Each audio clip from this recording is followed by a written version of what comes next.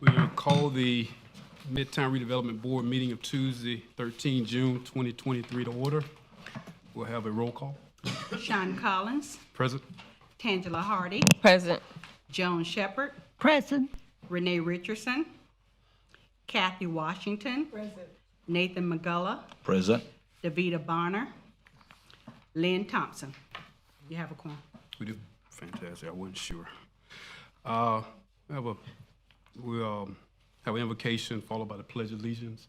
You lead us on that. All right. Please stand. Let us pray, shall we? Good and gracious God, we come before your presence at this moment, at this hour. God, we thank you for life, health, and strength. We thank you, God, for the opportunity to be able to serve this Midtown Redevelopment Board. We thank you for the opportunity to serve our community, our city. God, we thank you for the leadership that we have on this board. We thank you for our chair, for every member of this board. We thank you for city staff who sacrifice so much to do the work that they've been assigned to do. Now, God, as we meet in this place, we need your divine guidance, your divine direction. For God, we realize that without you, we can do nothing, but with your God, we can do all things. Bless our city today. In Jesus' name we pray. Amen. Amen. Pledge of Allegiance. Pledge of Allegiance. To the flag of the United States of America and to the republic for which it stands, one nation, under God, indivisible, with liberty and justice for all. We'll have approval of the minutes. I'll make a motion. Have a motion for that. I make a motion that we approve the minutes of last month's meeting. I don't have the date. May 9th. May 9th. Is there a second? A second. Any readiness, Yeah. changes? Mr. Chair, I think I requested to be excused at the last meeting, but it says absent. There you go. Yeah. So we can make that change. Can you restate that again? I requested that I be excused at the last meeting. So we can make that change in the minutes. I appreciate it. I want to welcome Member Thompson on board. Yes. Make note of that. Any additional unreadiness, any corrections, changes, additions? There being none, all those in favor say aye. Aye. Opposed, like sign. Motion carries. Then we'll get into the heart of the meeting. We'll start with the staff. First of all, I want to welcome everybody aboard. I appreciate you coming out tonight. You could have been other places, and thank you for coming.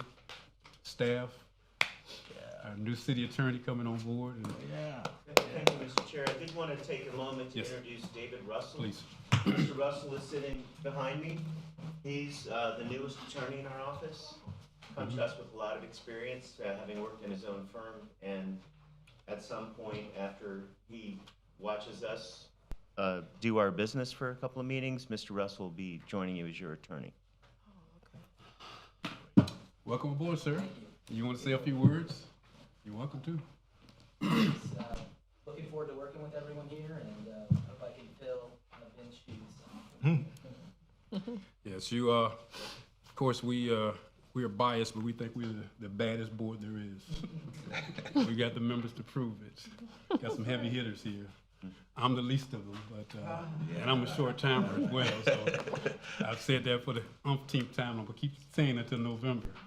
But welcome aboard, and if we do this thing right, you're gonna be a busy man. That's good. But again, welcome aboard. We'll get into the staff report, starting with Captain Conti from the police department.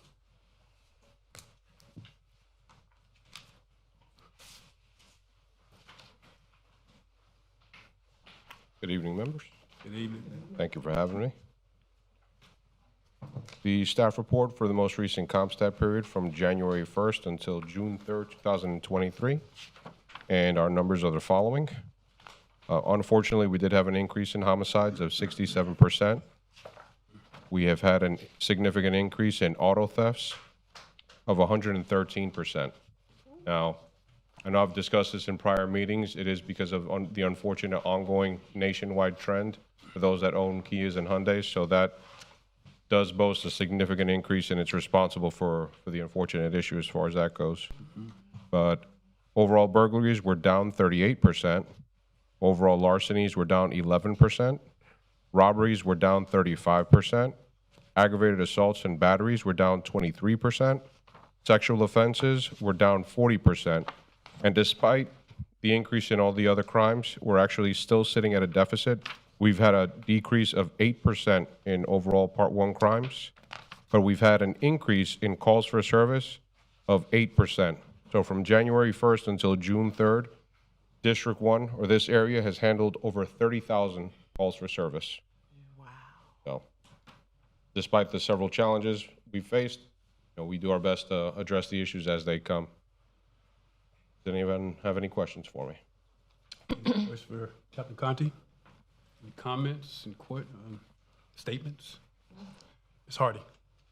I know I said this, and I think I asked this question of you a couple of months ago regarding, I guess, the preparation of the police department in regards to the new legislation. Yes. Of the governor that's going to take effect July 1st. Since that time, have the department made any changes or anything, or do they plan on making any changes? The department did have a training conducted inside 129 Valor Boulevard where all the sworn members of the police department attended, and it was an overview of what the law entailed and the specific criteria. And I actually give you credit, Ms. Hardy. I've actually collected the PowerPoint, and we're going to take away some of the critical elements, and we're going to be putting that out on social media so that the general public is well informed as far as what is expected of them legally. Some of the expectations, some may not be ready for, but you're actually required to be in possession of your Florida driver's license. So if you are in possession of a firearm, and as long as you're not a convicted felon or a person barred from owning a firearm, you are required to present that driver's license or that form of identification. But that information is actually something that I was working on today. So God willing, that'll be out by the end of the week, and we'll be putting it out on all of our social media platforms. Great. Thank you. That's all I had. You're very welcome. I thank you for that. Good idea. I like that. Any more? Yes, Ms. Tyler? I thought the captain would mention it, but I wanted to share with the board that the CompStat report that we normally get, this will be the last month that we get it. I don't know what the system is that they're moving to, but the CompStat analyst mentioned when this report was sent that this will be the last one until they're up and running again. She didn't have a specific date in mind, but she'll let me know when the next CompStat reports will be available. Okay. We're switching from what is known as our copper flyer system, and that's where we take all the information out and all the data as far as our crime stats go. And we've actually transitioned today. Today went into full effect. It's called the Central Square system, and it's countywide. So we have to wait. I'm not sure exactly the timeline, but it's going to be, I would say, at least 1 to 2 months before we have enough statistical information to serve as a baseline, and then we can move forward and then provide all the specific CompStat numbers. So you say it's going to be countywide? Yes, all the law enforcement agencies in this judicial circuit do use the same system. Will So that the mean- Sheriff's Office, South Daytona, Port Orange. So that means instead of only comparing data from month to month within Daytona Beach, you'll be able to push reports that compare to if somebody wants to know what's going on in comparison to Ormond Beach or countywide or DeLand. No, the system is the report writing system has always operated that way, meaning we all operate on the same system. But as far as requesting or gathering specific crime data from other agencies, that's not something that we do. Well, okay, that's what's confusing to me. When you say other agencies, I'm thinking what you're entering for Daytona Beach is going to one database, countywide, correct? That's my It's a understanding of database. it. And so if you know anything about database, it's fields. I would imagine that, yes, Yeah. it is feasible. It's just something that we haven't done. Yeah, because that's something I would like to know. Of course, I'm a short timer, I keep saying that. I'd like to know what our statistic in comparison to the land is. Deltona, countywide. Well, I can tell you moving forward, if that's some information that you would like, I can make that request. Okay. But so just everybody know the information is there if you ever want to get comparisons. I agree. And it's just literally some keystrokes. It's good to know what your neighbors are I'm sure doing. the media would want to know that too. Yeah. They would make that request. think we're prepared. So I applaud you all for having that database, because we're all just one big old county. Oh, yeah. Yeah. Okay. Any other comments, Chris, for Captain Conte? Thank you, sir. If I can have just one moment of everyone's time. Sure. Obviously, everyone's been watching the news. It's been a tumultuous time in our city. So I just wanted to remind everyone that the community members are our number one resource. They're our eyes and our ears in the community. So I'll be sending it out hopefully for the next month's agenda, or if I can do it earlier. But just to remind the community that even though technically things may not be your business or your problem, if we don't handle it immediately, eventually it will. Some of the acts of violence that have taken place over the past couple of weeks have been incredibly brazen. It's not a question of, wrong place, wrong time, 2 o'clock in the morning. No, things are happening in the middle of the day, in the middle of the afternoon on congested roadways. Yeah. So, Like what? well, there was a homicide at Bellevue and Nova at 1:48 in the afternoon. Then we had a I shooting saw that last you had week. the tape around the gas station there. And then we had another brazen shooting in the middle of an apartment complex at right around the same time between 1 and 2 in the afternoon. So I just wanted to at least let everyone know that there are some different methods that the community can use to provide us information. Obviously, some members of the community are going to have some hesitancy because they are probably fearful, of potential retaliation or something else. But Crime Stoppers, text to tip, and if you download the Daytona Beach Police Department's app, you can actually submit tips online as well. So obviously, I know the interest would be to maintain anonymity, Yeah. but I just wanted to put that information out there because, we do need the public's help. We do need the community's help. Yeah, there's no way you can be successful without the public help. Absolutely. There's no way. So, That was all for me, sir. information. Thank you. All right, moving right along, we are on, I think this is Ms. Kirk right now. Come on up. Since we don't have Pat Sajak, he's a short time, you're on board. Thank you. Good evening. Sarah Kirk, Code Inspector with the city. For the month of May, we had a total of 43 code cases opened. A majority were actually this month were vacant lots. With it being summertime, springtime rather, it's the lots are growing. Second is the residential, then we have commercial properties, and then we have one case that was an unfit structure. So total 43 cases, and 6 were open and closed within that same month. So they were either came into compliance quickly or were unfounded complaints. Anybody have any questions for me? I have a question. Washington. Okay, thank you. There's a vacant lot right next door to me. Okay. 941 Lockhart Street. I have called at least 4 times in the past 6 months. Originally, I requested that the house that was on the property be torn down. I know exactly what house. I've had a case on that house before. Okay. And they tore the house down, and I personally paid 3 times for the yard to be cut because no one came out to do anything about it. And in the last 2 months, I've called at least 6 times for somebody to do something. It's $150 to cut that lot. Okay. I don't think that's my responsibility. $150 But to cut. yes, it's an end lot, a How big is corner the lot. How big is it? It's a big lot.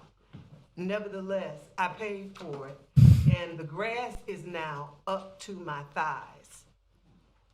I will get with Inspector Boswick tomorrow morning. He's the vacant lot inspector, and I will see what details he has on it.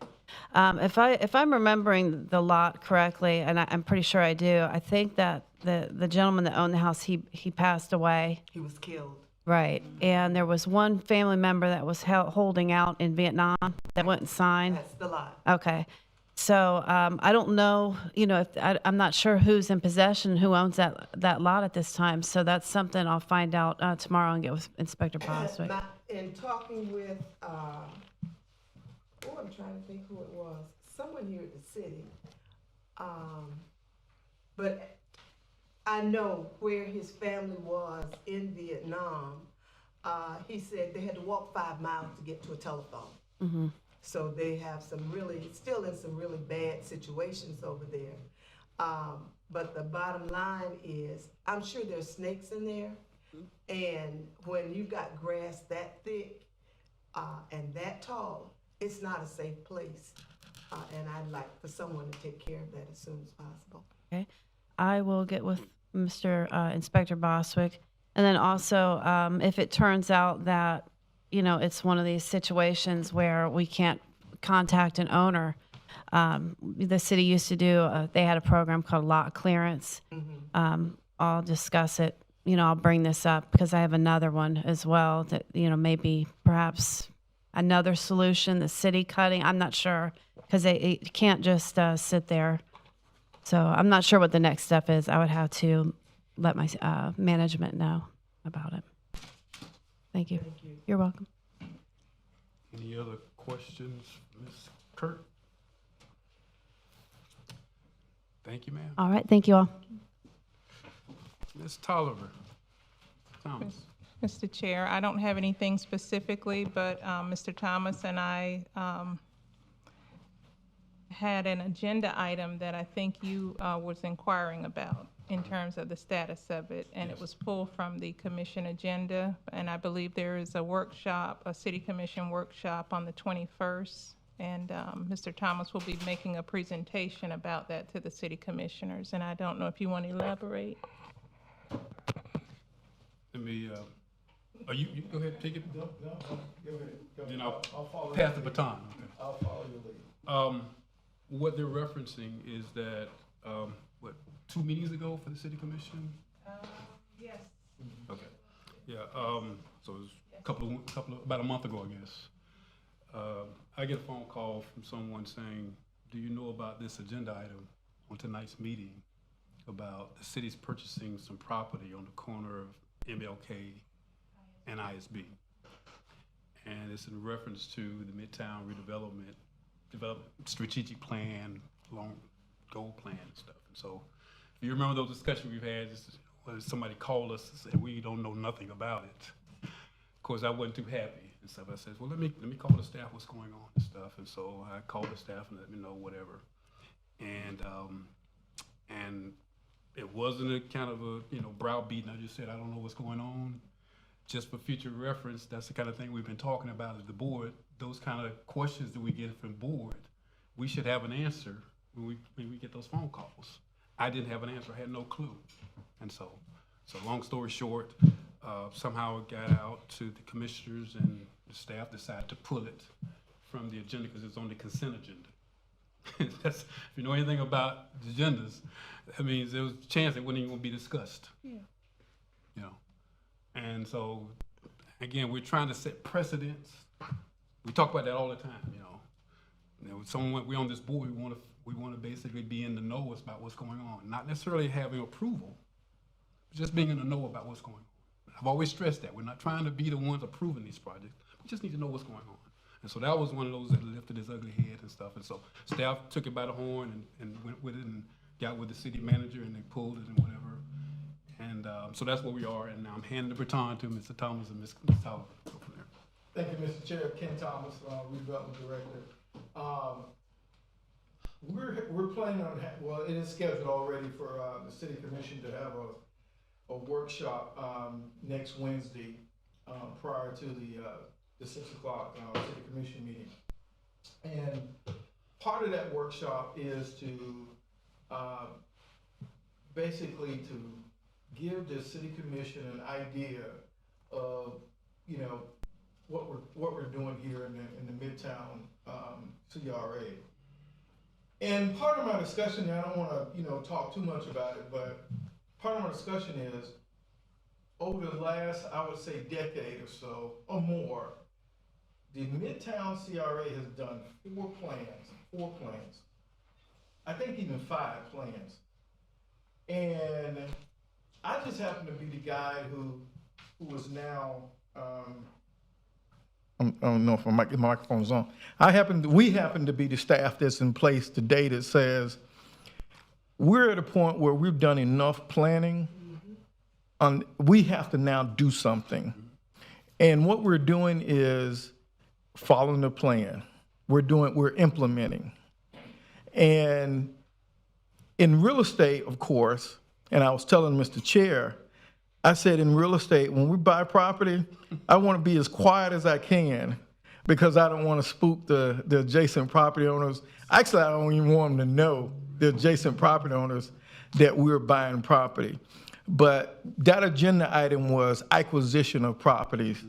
Cat out the bag at ISB and Dr. King Boulevard. And we have other acquisitions that we're gonna do, but all of those acquisitions are what's in your plan. There's nothing that I'm doing special other than taking that plan that a lot of you all, I've seen the names in there. I've seen Ms. Washington's name in there where she's attended some of these workshop passages. All of you all are, Lynn and all of you all have been part of these planning processes, and now it's time to do something. And so we're just staff, we're just following the plan. But on the real estate side, we don't want to really necessarily broadcast it. If I could buy property on behalf of the city and nobody knows about it, I would love to do so, because I can tell you, even the properties that we're buying here recently, the price seems to go up. And if I don't close in a certain time, they want $10,000 and $20,000 more. I don't know where they think we're getting this money from, but it appears that when private property owners deal with the public, the government, they want more than what the property is worth. And so it's no intent on our part to omit anyone on the board of what we're doing, but I can tell you today, what's in that plan? If we want to come back at a later date and talk about the plan in general terms, I'll be glad to do that.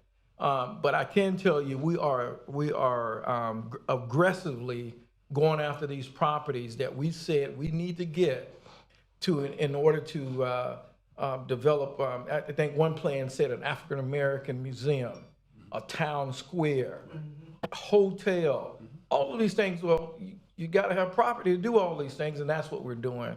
We're acquiring these properties to implement the redevelopment plan. And let me piggyback on that, and going back to our phone call. And I'm not saying verbatim, but what I told Mr. Thomas is that I get that, and he's right, because these property owners, particularly when they're not selling the property themselves, you're approaching them out of the blue. And those are hard deals to begin with, because you're talking to somebody who said, "Oh, I had no interest in selling in the first place, so now, you're gonna have to really convince me," which means you're gonna give me a big offer and stuff. And what I told him, I said, yes, I get that. But I also found out that the contract had already been signed, which means you've locked down the price in a sense, back in March. Well, it's been that soon. I'm just saying. It wasn't that soon, but. But my point was this, and I wasn't browbeating, I was being honest. I said, my point was, once I get you not letting us know when you negotiate, because I'm not trying to spend our tax dollars more than what the property's worth. That's never been my interest. But once you get to a point where you pretty much lock down, you negotiated with Ms. Washington for her property, and you signed that on a dotted line, and as much as you can, I get that. And you say, okay, she's legitimately locked in on that price. Then 30 days later, because you're not going to bring it to the city commission that quickly, there's some time limit because he's got to look at it, and his staff got to look at that. I get that. So I'm saying, once you lock down that price, let us in on it, because again, we don't want to get those phone calls. And I get that. And I said that on the phone, I get that. Yeah. But lock that price in, then say, oh, by the way, look for something happening on the corner of ISB and Martin Luther King. We got that locked down. So we're moving fast with that. But I was just, like I said, we're learning each other. Yeah. I get that. And we're in new territory. Because you said 10 years, it's been longer than that, bro. Yeah. We've been planning longer than that. I want to bring Mr. Washington, Mr. Thompson, and Mr. Pierre up here. They tell you this to go back way before. You're not going to see my name in none of those, because I wasn't even part of it.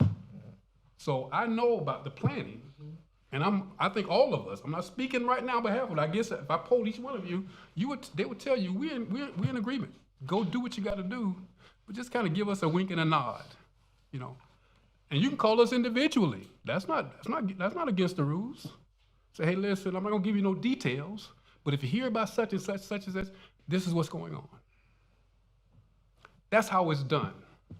It's not always just cut and dry. There's nuances to everything we do. This guy was the vice president. He can tell you everything they did at Cookman wasn't always out there, but they did things by the books. But there's certain things you don't let everybody know about it, but you're still doing it by the books. I'm not telling you what I heard, I'm telling you what I know. So I'm just saying, it's a learning process. It's all about communication. And we're gonna get into your thesis that you wrote on communication for the needs plan later on tonight. I love it. So we're gonna get into that as well. But that's where we're at. You know. So just kind of give us a wink and a nod every now and again. We don't always have to do it in a meeting, but you can poll us individually. That's not against the law. And I'm talking with the attorney sitting there. You can do that, you know. So it ain't gotta be specific, you can do that. So that's all I'm saying. Anyone wanna chime in on this? So you don't know what's going on now, right? Ms. Washington, you about to chomp at the bits over here. Go ahead and say what you got to say. Go ahead and say. No comments. No, wow. No comments. Okay. Not right now. Not right now, okay. Everybody's good? I'm good. I got the same phone call and Okay. I did talk to Michelle and I was satisfied. You know, Yeah. I made the call, I talked to Michelle, and when you explained to me what was going on, I was fine. Yeah. And I commend you on what you're doing. Right. I understand, and I think we're gonna be on one accord. Yeah, yeah. You know I'm gonna always be happy when we're moving forward, you know, taking stuff off the plan and start going vertical. Well, Mr. Chair, just take this as a notification. There are other properties that I'm negotiating. Just at once. We are negotiating. And I appreciate you following We the just plan. getting started. Yeah, I love it. The plan, follow the plan, bro. And I Yeah. We appreciate just getting started. You know I'm how much? happy to see some action. Yeah. Yeah, yeah. Because we've had plan after plan after plan, and I'm ready. It's past due. Yeah, yeah. Well, y'all know how much I brag about the staff. I know we got heavy hitters here. We don't have base hitters. We got home run hitters over there. So I'm happy. Well, Mr. Chair, now, one of the things I do want to let the board know, once we do acquire, that's when you all gonna need to come into action. Right. Because I know I'm gonna get all the questions about, you know, once we acquire, what are you gonna do with the property? So I really wanna come back to this board and give you some ideas on what we possibly can do so that you all can be involved in the finished product. Fantastic. Love it. You know, any kickback from us, I can tell you that right now. All right, we are now on item 7, but is there anything else from staff? I apologize. We're good. We are now on item 7, presentation spotlight on Midtown. We have our mayor, so to speak, for Midtown. Come on over, Mr. Lewis. I don't know what all that, but good evening to the board, Mr. Chair, to the board. Evening to everybody. It's good to see you again. This time, Mr. Chair, the last time we had one of the groups that were one of the actual businesses. They were not able to be here tonight. So we did mention the last time, I think it was the last time or the time before, we would also include somebody that was partners with Midtown. So tonight we have one of those partners that are with Midtown. And I believe, to my knowledge, it was Ms. Bonner wasn't here, or Ms. Richards brought it up, that somebody about this particular group, this Mid-Florida Housing, had done business in Midtown. So that's who we've got tonight. So now I'd like to welcome Mr. Victor Ramos, and Mr. Chair, and to the board. He's going to talk to us about Mid-Florida Housing. Thank you. Thank you, sir. Ramos? Excellent. Thank you so much. I appreciate the opportunity and the time. I was told, I'll put a quick asterisk, I was told to have about an hour and a half. Is that okay? So I know I put in a presentation, but there's more to that. But no, honestly, I want to say thank you. My background is education. I taught for 12 years in Dade County, so I'm not too much of a speech person, even though I was a former elected official as well. But I like to interact. So if there's something that you see or you want, just please jump in and we'll have a conversation instead of just a speech or a presentation. So again, my name is Victor Ramos. I'm the CEO for Mid-Florida Housing Partnership, who's been around since 1989. Franz Gordon was the original founder of Mid-Florida. I'm going now on my 3rd year as the CEO now for Mid-Florida.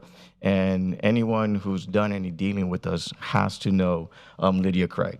So Lydia Craig is my assistant director, who's also a HUD certified counselor.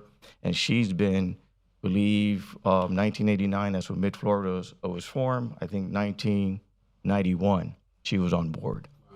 So we've been around for a while and working with the city of Daytona Beach as well throughout the county, Volusia and Flagler County as well. And one of the other things that fall under our umbrella is our transitional housing. That's right behind us, Palmetto House. So we can believe up to 77 individuals that we can have there. Currently, I believe we're probably at 70 individuals, and just trying to provide an opportunity for people in transition. You know, I've always said transition can mean a lot of things.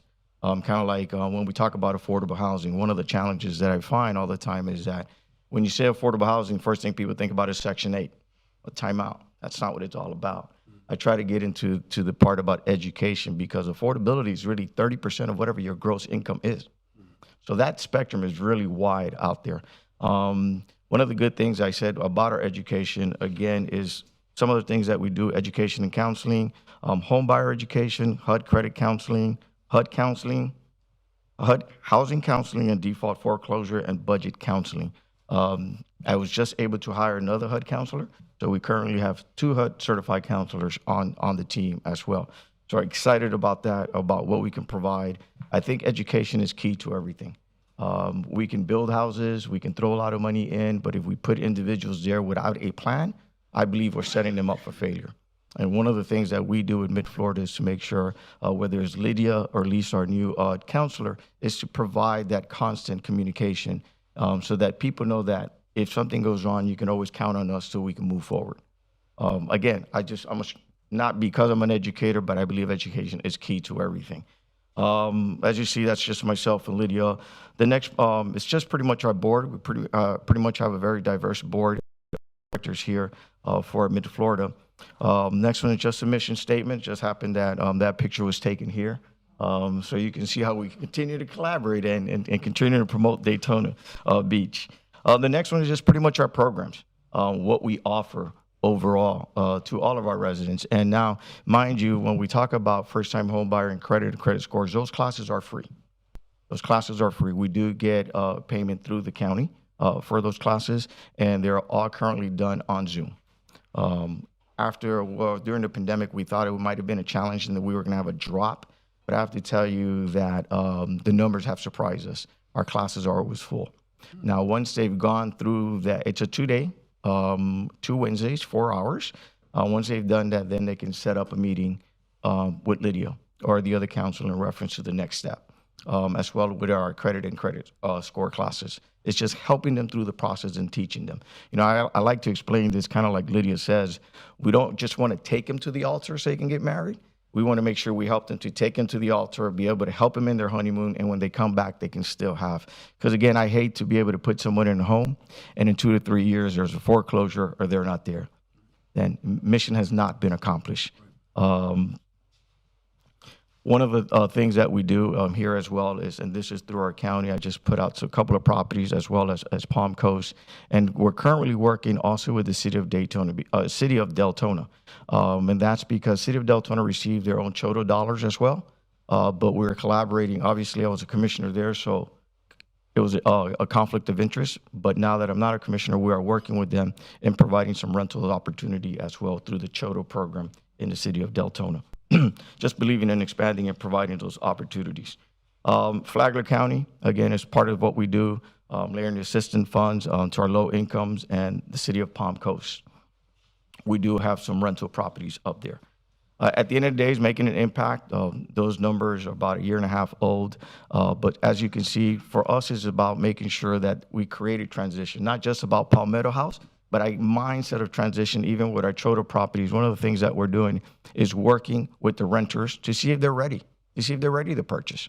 Right? Sometimes they're not aware, or sometimes they just need that extra bump. So therefore, if they are ready, we help them to that next stop. If they're not ready, we prepare them so that they then can continue on. You know, I always said when I taught, you know, military is not for everybody, college is not for everybody, home ownership might not be for everyone. But if you're ready, we want to make sure that we're there to assist you in that aspect of it.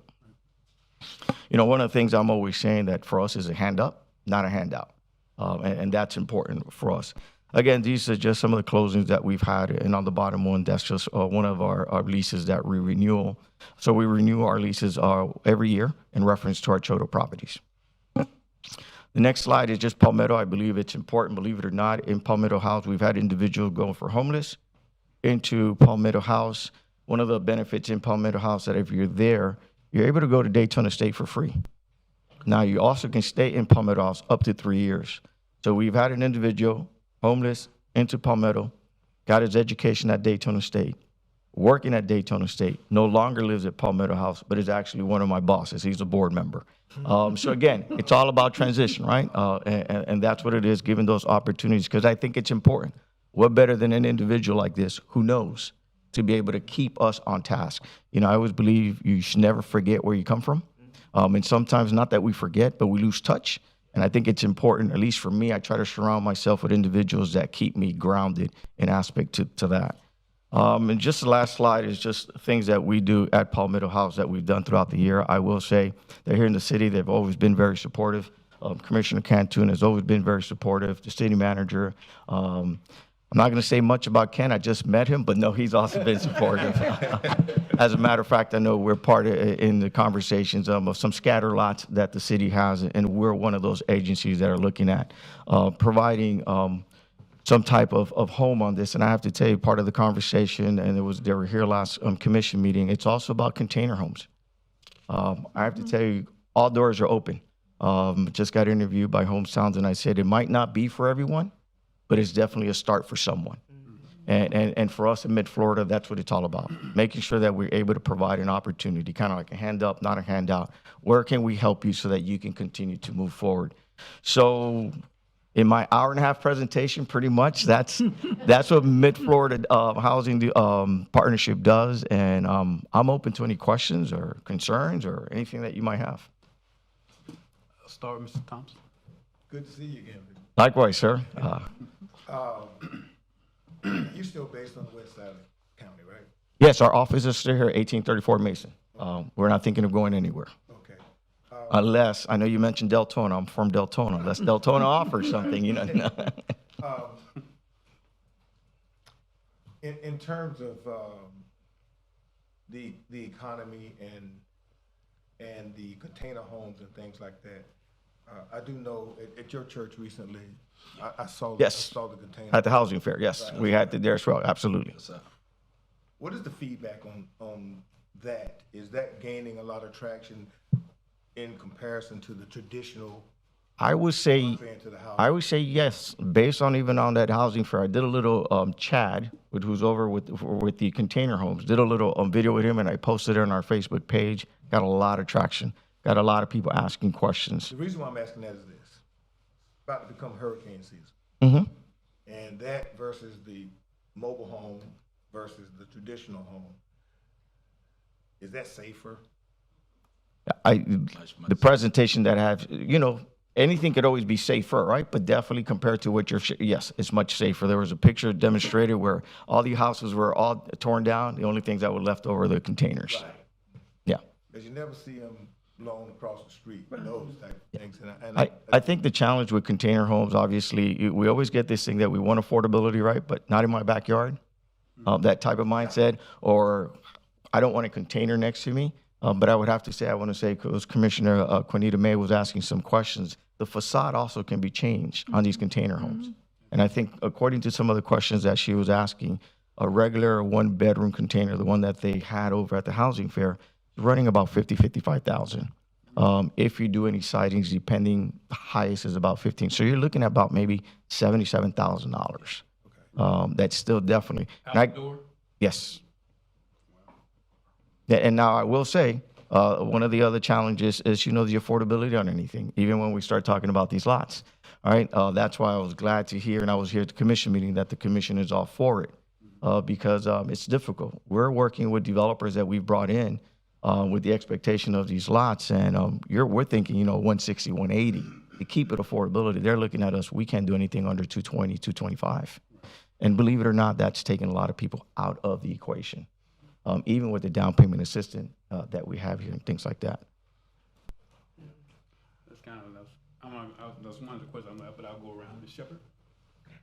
Actually, that was the question I had too, was what was the affordability of the container homes? Because I've had a lot of people ask me about that and what could we do in our neighborhood. And I know that there are several empty lots on my street that they were wondering about investing in and what kind of structure could they put on that. And I told them that they first of all need to get, of course, with city officials, but they were asking me about different possibilities. And I had mentioned container homes, but now that you've given me a price breakdown, I can come back with some information for them. And I just want to state that. Now, if I may, I'm sorry, that's not including the land, right? No, no. I also wanted to state that I personally think the Daytona Down Payment Assistance Program, I am a success story of that program. And by word of mouth, I've also told a friend of mine in Orlando about their down payment assistance program, and they've gone through it, and they are now a homeowner, and also a friend of mine in Virginia, which of course is a different state, but I believe every state, every jurisdiction has their own. But thank you. No, thank you. Thanks the city for the opportunity. Ms. Washington.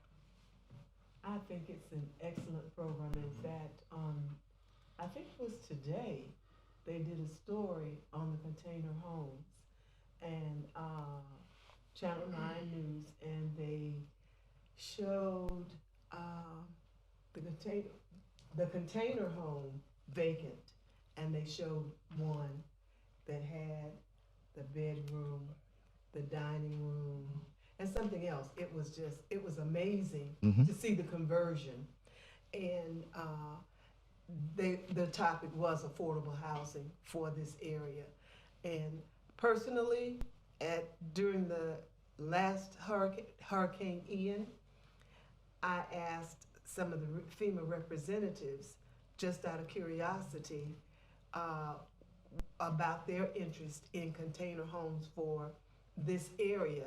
And they said they were working to get people interested, because at that time, there weren't that many people interested in it. But I'm seeing more and more about it. I think it's an excellent idea. And I've heard a lot about you, talking with some people from your office, and it's great to meet you. Thank you. Well, Mr. Ramos, Nathan Magala, we have worked with Mid-Florida Housing for a number of years now, because we've been hosting the Housing Fair almost every year. And it's just good to be able to work with Lydia and the team, to host the Housing Fair. We also operate the Restoration House on Kingston, which is transitional housing.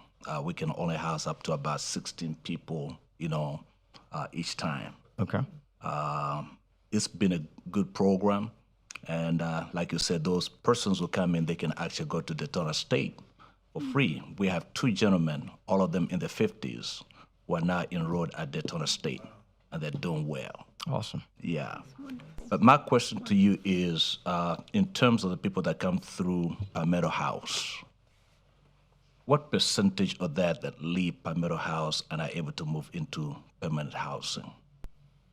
Well, I started those calculations. I started maybe about a year ago, but just to see where we're at. We have some individuals that are coming from out of town, and normally they come here because they just want to get away to kind of like transition. And then they're not leaving necessarily into a home, they're leaving back home. But I can tell you, I just signed a check for returning a deposit for someone who's moving out of Palmetto for a permanent home.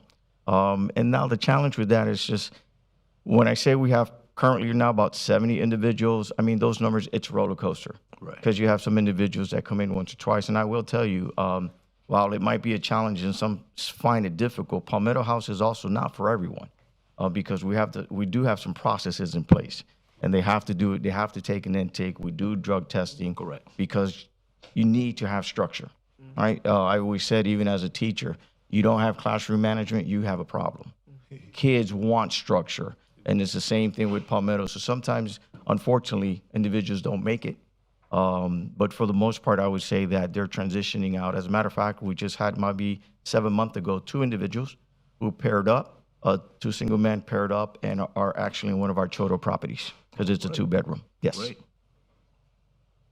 And I think that's what the container houses come in. I think that would be great You know, if people complete that program, if they're not able to move into, you know, their own house, maybe they can get that. Because right now in Daytona, it's difficult to find, you know, permanent housing. Even these, you know, big apartments that they're building, people cannot afford to go there.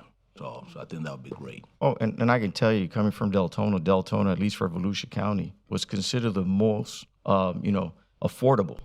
And that's definitely coming out the door as well. Say that again. Deltona used to be, as far as Volusia County, the most affordable that, for individuals to come in and purchase property.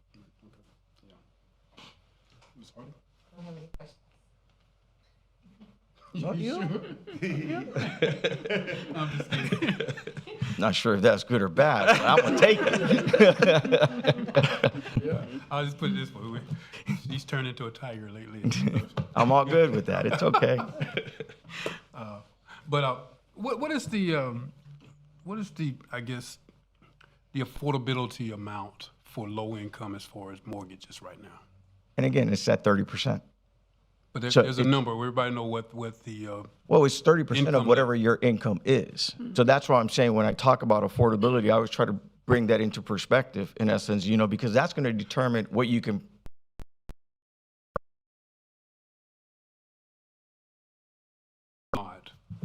starting with the low. You know what that income level is. So what are we talking? Is that 2.5 of that or what? I'll put it to you this way: someone who's really making $15 an hour full time, and maybe two individuals, 32,000, 33,000. that in itself is a challenge just to be able to get into anything. Okay. Yeah. So right now, we were looking, when I was talking about working with developers to try to get something built, knowing that the land is going to be given at least at 150, 160, 170. And they're saying they can't do it for less than 220. And that's the challenge. And that's a 3-2? Yeah. 2-2? 2-3, for the most part, 3-2. Because we're talking about families. What's their margin? And that's what, excuse me, that's what like the city getting involved, giving? Yes. Wow. Yeah, And to your point, you know, it's one of those things that we know that everybody's here to make money. Unfortunately, whether or not there's a developer who's willing to say, instead of maybe making $20,000, I'm willing to make $10,000. Those are just conversations that we're having with individuals and see whether or not we can find them in their heart to be able to do that.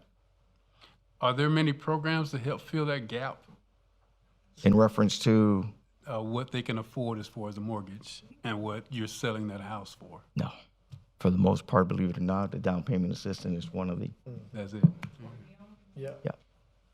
The county doesn't have anything? The county does have a down payment assistance, but those dollars are only applied outside of the city. Unincorporated? Yes. Yes. And same challenges we have as well. People still building houses in unincorporated Volusia County? Were they down there where the Proud Boys are on Tomoka Farms Road or somewhere? Developing is happening. Yeah, I guess so. Can I ask one more question? Sure. So that means then, what you would have to do is partner with somebody like him and to find a developer who's committed and has enough resources to build a development at the price that we need it built at. Yes. Out of the goodness of their heart, or is mission driven. Yes. It's just, so obviously the challenge is, right, they're continuing to build, people are continuing to move in, and people are paying for it, right? So I get the business aspect of it, and that's the challenge. You know, how do you tell the developer? But to your point, it has to be something that they feel that they want to be a part of and feel it in that aspect of it. Or a major developer comes in to build prime developments, but is willing to also, in exchange for building prime time developments, willing to commit to also work on these projects at the dollar amount that they're doing here. Well, and I believe that's that new law that got signed in over at the state that I think maybe cities are not too happy about, because if a developer comes in and they say that 40% of it is going to be affordable, then they're okay to go ahead and build. And it bypasses the city. Sorry about the politics, but that's the truth. Well, I'll go by my institutional knowledge. Something happened a couple of years ago. It wasn't long after I got on this board, so we're talking about almost 4 years ago. There's the property right next, just north of Popeyes on Ridgewood. There's a church over there. Developer came in, they had a sweetheart development agreement, how many units they're gonna build. But they were on the hook for, let's say, 5 affordable units a year. And for that, they were gonna get $5 million in revenue tax break. Wow. Spread over 10 years, so $500,000 a year. And you know what the carrot and the stick is, right? The stick was, if they didn't meet those low-income thresholds, they're gonna have to pay a whopping $12,000 per unit a year. You know what I said? If I'm on the hook for five of those units and my stick is I gotta pay $60,000, guess what I'm gonna do? I'm gonna write you a $60,000 check. That's an easy check to write. That's an easy check to write. But those kind of developments, those kind of DAs that we used to put together in this city, it was crazy. So we got a carrot and a stick. That was almost like a carrot and a carrot. Because I'd write that check every day that ends in Y. That's a fact. So. And no development goes up, right? And then the other part about it, because we talk about, don't let me start talking about Tanger. We're talking about following up on those development agreements. No one does that. See what I'm talking about, following up. So you're on the hook for the 5 units a year, 10 years go by. Does anybody bother to check whether or not that's been followed up on? No, we have a trust system that's unbelievable. I'm gonna get off my high horse. I mean, that's focus unbelievable. That's why what we do on this board is very important, because we need to hold people accountable, And so I applaud you what you're doing. I've been hearing about Mid-Florida for a minute since I've been here, and I never met you, but I met your predecessor and stuff, and looked like you came in running. There was no learning curve for you. That's good. So. I think Ms. Hardy now. Just I can't protect you. We left it long enough for her to jump in. I'm all good. Listen, it's okay. Ms. Hardy. All right, I have 2 questions. You talked about the average individual, maybe 2-person household making $15 an hour, barely making it to qualify for a mortgage because they don't meet the ratio standards. So for those individuals that do meet your ratio standards, and knowing that we live in a state that have major hurricanes and stuff like that, do you guys help insure those homes? No, ma'am. Wow. Okay. So how does that work as far as because I know I've had some personal stories of family members of mine that houses were. That goes in on the homeowner.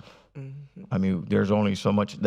I hate to put it this way. That's where I go back, a hand up, not a handout, and part of the education. That's why I think it's always real important for those individuals who are thinking that it's not just the closing costs and you're done. Right. Right? Is that filter that you have to probably change every 3 months, because if you don't and you're not educated, it's going to cost you more than down road, because now you have to replace an AC. So in that aspect, that's where we continue those conversations. Now, I will say, if there's a family who sees themselves kind of like going down that, we want them to call us, because we want to be able to help where we can, but we don't want to wait till last minute. The house is on fire, and all of a sudden we're thinking about a fire extinguisher. My second question, I know you spoke briefly about you have a rental process. Could you explain that a little bit more? In reference, well, it's all based on a sliding scale of what we have. So depending on the income of it, so all of our CHOTA properties, we have to keep them under affordability for 20 years. So I'm a little bit different than a other landlord that can raise your rent at any point in time. So there's a sliding scale that we have to keep based on the income that you're bringing in. So it depends on that. That's what's going to determine. Now, I tell you, it's starting to be a real challenge, just because we're then in this aspect, because there are properties, we're responsible for insurance and everything else, and those prices just keep going up. But unfortunately, I can't pass that down to the renter. In your rental properties, do you mandate that your renters have their own rental insurance? We do recommend that. We can't force anyone, but part of the lease agreement, we do recommend that they do have their rental insurance. Okay, my last question. You said based on how much they qualify for, what is the average as far as qualification to rent a home from? It's interesting. I was in the city of Deltona. They asked that same question. So if I can put our 43 properties into an average, we can probably talk about $800, $900 for a 3-2. And if you see some of these houses in Palm Coast, you're like, what? Are you serious? So yes, Okay. That's it, thank you. no problem. That was good. It was easy. That's the mortgage rate, you know? No, the No, rent. rentals. The rent. These are for the rental properties that we have, for the affordable rental that we have to keep for 20 years. And there are some that met their eligibility already. I believe we have maybe about 7 or 8 of them. I can easily just bump up the rent, right? But what's going to happen to that family there? So we still keep them under that affordability, even though we're not required to. That's very nice of you. Well, it's part about the mission, to be quite honest, right? Yeah. There's no one perfect, but at the end of the day, what can we do to keep helping? Let me piggyback on the question that's out there. Who does the maintenance on your rental properties then? Is that? We do. You do? Yes, yes, And ma'am. that's inside and outside? Yes, ma'am. Okay. So we just had to replace a heater. That's something that we do.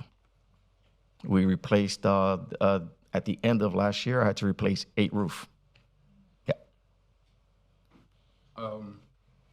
Before I ask my question, I know you on the list to ask a question. Is there something you want to address to Mr.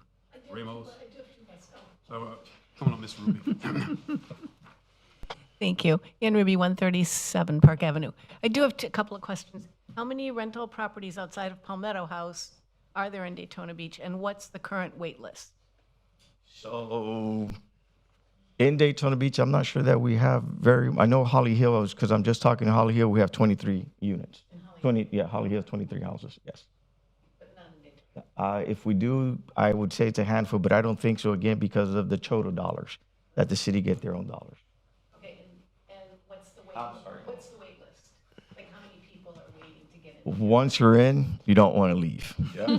And that's why I said earlier about the education piece, that I want to be able to, there are going to be some individuals that just won't be able to move out. I get it. But we want to also be able, want to change the mindset, right? We have 20 years. I don't want them to come in and say, hey, I got 20 years, I'm not going nowhere. No, but if you could move and if we can help you and assist you, then we want to be able to do that. But I can tell you in the time that I've been here for almost 3 years, I probably had maybe 4 people move out. I don't know if this, well, the question I've got is, you were talking about the facade, I guess the massaging of the container homes to make it fit in better with the surrounding homes. I would love to see what that looks like. I guess I'm kind of addressing the staff on that. That's one of the things I had on my list here.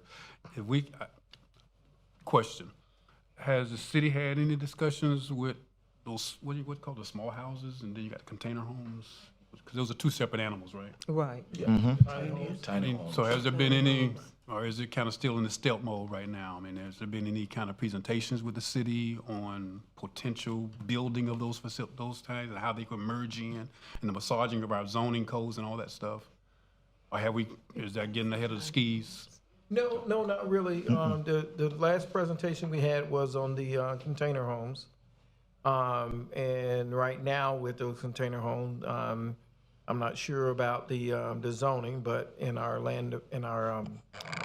building code, it is allowable as long as you meet the building code requirements. But I do know that the city manager has talked about having more housing fair discussions for tiny homes and for the container homes. And as staff, we're still trying to determine how does the container homes fit in the various communities? Where does it go first? Because Victor's absolutely right. Do you want that container home next door to your home? It's a nice product. I think it's going to serve very well for the folks who have a problem with affordability. But as well, where do we put it? Beachside, Midtown, downtown. So we still have questions that we need to brainstorm as staff to try to accommodate the use itself. And if I can add, I know in the last presentation, Chad himself recommended to the commission that he's willing to give one up in reference to give one. Chad from the Snap. Yeah, he's the guy who actually develops the yes the container homes. He's a manufacturer. So he was willing, because of those certain questions, right? We want to see whether it fits or not. He was willing, and I can tell you, I wait outside and I said, we're getting some lots, and if we can work together, why not do that? Because to your point, yes, we want to see what they really look like. But I can tell you, I just came from Puerto Rico, and some of these houses or some of these container homes, the way they're being used, obviously, if you have the dollars, you're talking about easily hundreds of thousands of dollars. Mr. Chairman. Yeah. Yes, ma'am. And this led me to my thought here is they're not all just one-bedroom container homes. Can you add Yes. several together and make a 2 or 3 bedroom? Yes, ma'am. So there's multiple options. Yes, and you can stack, in my understanding, again, on zoning purposes, it's allowable. Yeah, we're gonna have to definitely talk about this. This is like gold mine. I can have you all night, man. You've been inside. I prepare for an hour and a half. No, but I definitely want to say thank you for the opportunity. And if you're not following us, sorry, I got to do my marketing, right? If you're not following us on Facebook, on Instagram, I'm even on LinkedIn and Twitter posting things, please. Mid-Florida Housing Partnership, it's a hand up, not a handout. We've been in the community since 1989. And I think we have a history working here in the city, and I look forward to continuing and building on that history. So thank you so much for the opportunity and time. Thank you. Good presentation. Yeah. All right, yeah, it's a lot to chew on there. I guess we're on item 8A, Board's 2020 Needs Plan. I'll start off by, number one, I don't know if you have copies of what was handed out last month with the narrative part on what Mr. Thompson put together. And you wasn't here, but I just told you up there, so I take advantage of stuff like that. You should have been here. I ripped you to shreds, what can I tell you? But I did say that, Lynn put together a miniature thesis for this thing. But if you're not read it, you need to read it. This is well put together. You can tell he's a novelist. He's good at what he does and stuff. And I said I'm gonna plagiarize from you, so I'm gonna use it as a template. But I want to let you go ahead and talk about this. Okay. But I want to bring this up because what I'm going to recommend the staff do is merge this document into, this I guess the spreadsheet that we have. Put them together, just like we've got the appendix to this. This is one document. So when you print this needs plan out again, this communication plan need to be a part of it. So if you somehow, I don't know if you've given the step. Okay, so you've got the Word document of that. Okay, good. So if you can merge those two in a PDF or something like that and send it out to all of us as well, so we have electronic versions of that. And I say all that because, again, if you haven't read his communications plan, please read it. If for no other reason, to use it as your narrative to put together. I'm gonna go down the list. I'm gonna name Miss Hardy. When you put together your communications like plan for beautification, whether it's a paragraph or two, you need to put something together, please. If you could take the time between now and at least get a start, and work with staff on putting that together. I'm gonna do the same thing for my part, which is small business investment. Ms. Richardson's not here. I'm gonna, Mr. Magala, you do the same thing for infrastructure, if you will. And again, I don't know so what we did, you wasn't here. What we did, we put together, Yeah, I was in Aruba. Oh yeah. You excused, and Go ahead. That's been nice. And I appreciate you giving me the invitation to join you. That's okay. I know where I am on your totem pole. That's okay. But anyway, that's what I'm looking for, to have everybody put their communications type plan that Mr. Thompson put together to give some more narrative to what we're talking about with infrastructure, with beautification, with increased home ownership, with my part, the small business investment. I'm going to do that. I was supposed to have done it before now, but I'm going to do that. But again, that leads into, what Mr. Thompson, what the staff was talking about, with what they're doing with the purchasing of the property there, because that's a tie-in to everything. And it's not just what's in the Midtown master plan, but it's also the little bits and pieces that make up, what we're doing here as a board and stuff.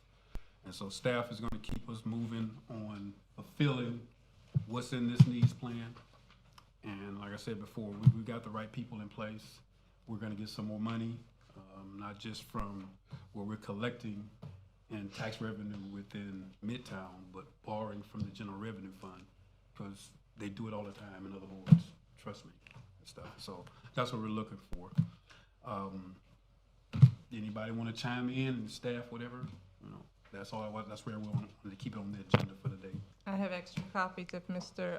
Thompson's communication plan if anybody needs. I need Yes, one. please. Like I said, he put together a miniature thesis on that there way. It's a good read. Thank you. All right, we're into nothing else on old business. We're into new business. Yes, sir, you want, or you got any new business? None? Okay. Public comments? Yes, we just got one. Lewis, you're on deck. Come on. Ms. Ruby first. Oh, yeah. First. Yeah. Come up here. All right. Everybody don't jump at the same time. Sorry. I just didn't want you to forget me, but I didn't care which order we go in. We're good. Thank you. Ann Ruby, 137 Park Avenue. I just want to clarify when the workshop is going to be, because I thought I heard June 21st, but it's not on the calendar. Wednesday the 21st? It's not on the calendar for the city. Yeah, okay. So Wednesday, the 21st, when and where? 5 o'clock Yeah. downstairs? City Commission chambers, here. June 21st? That's isn't that a city commission meeting? 5 o'clock. Oh, okay. Before city commission. An hour before city commission. I'm slow, but I get there. Thank you. Okay. And then on the container homes, the price he gave was $58,000 to be furnished the way it was presented at the fair, not with the furniture, of course. But when asked about the cost to clad it in something to make it look more traditional, that was $5,000 to $7,000 more, which is increasing the price 9 to 12%, which is not insignificant when you're talking about building something that's affordable. So I think before everybody jumps up and down and says, we need to make it look like everything else, we maybe need to find a good architect to give it an aesthetic that we don't have to spend that on the architect up front a little bit, so that we get a good aesthetic out of it without spending an extra 9, 10% on every home to clad it to look like a house. The other thing is that $58,000 only is the container. It doesn't include the infrastructure, and it doesn't include the foundation work. So what would be really great would be, and if you want to build a traditional sized house, you need 3 containers, because that's got to be 900 square feet on a 5,000 square foot lot. So the city, I think, is looking into different ways to do that, but it would be great to put some 2 and 3 family, 2 and 3 container homes on one lot. And he did show ways to kind of stack them and then clad them so you would just be cladding it once so that it would look a little more traditional. But, in Midtown, raising them up so you can park your car underneath. So then when it floods, you can just not be home, but then your house doesn't flood. The possibilities are endless and wonderful. And I think it's very, very exciting. So the other thing that was kind of cool was that house that he showed, you could power the entire thing off a 12-volt battery. I know, pretty cool. Thank you. Thank you. Mr. Lewis. Yeah, I'm brief tonight. I have a few little small things that sparked my interest. Pierre Lewis, 130 South Franklin Street. And incidentally, I didn't know that Home Depot has a container home program. You look at their website, Home Depot, you lock your head, right? We do. Yeah, they got something that's very similar to the same stuff. In Winkle, we used to call them old Conex boxes, we used to call them, but that's it. And I asked them, what's the difference between the container homes and the old trailer parks? He got quiet when I said that, but it's a matter of stability is what they were telling me, but similar to the same concept. But the things that sparked my interest this evening is, one thing I wrote down is, I I like what you mentioned because I was going to lead into the fact that a lot of I'm going to address the city commission and talk to them later about underground utilities. As a courtesy, because I was on the board before, I like to address what I'm going to talk to the board first. So that's sort of me letting you know that, yeah, I'm going to talk to the city about underground utilities, but I'd like to talk to the board about that first. What happens down the street, I saw them put about 4 or 5 different telephone poles, new poles that are going up. The reason I mention that is because in that old visioning plan that Ms. Washington was on, and I was on too, many years ago, they talked about underground utilities in Midtown area. In the master plan, they talk about underground utilities. When they look at those minutes that are in the redevelopment plan, they talk about underground utilities. If you just go to the Boolean search right on the city's website, it's the search indicator, just put in underground utilities and see the plethora of pages, the index that are on there to talk about underground utilities. One of the things I learned when I started looking at that, for my comments for tonight, is I said, why are they still putting the new poles up when I thought in all the different plans to keep talking about underground utilities? Why do I mention that? Because when you live in Midtown, one of the things that always happens is when a hurricane occurs, when the utilities go down, it takes 4 to 5 days longer to get the power back on because of the utilities, versus if you lived in another area, the utilities are underground and the utilities are back on a lot faster. So I think it's somehow to the board, as you start to make your plans, the future plans, don't forget that part right there we talk about in the Midtown area. Whatever they can do when they build new, whatever it is they're going to build, they visit that and keep into account those underground utilities, because they always go down somewhere. The streets are always out because the utilities, and now I see them putting more poles, more poles, more poles, more poles, and I said, when do we? Now, what I did find out in my research when I went to the city's website on the underground utilities, that they did at some places where it's being built. When I saw some of the plans that were going on, they required them to have underground utilities as new places. Now, I know that's because of the fact that it was an actual project. When they got somebody that said you will have underground utilities when you develop something in the Midtown area from now, but still you've got the older places that are still there.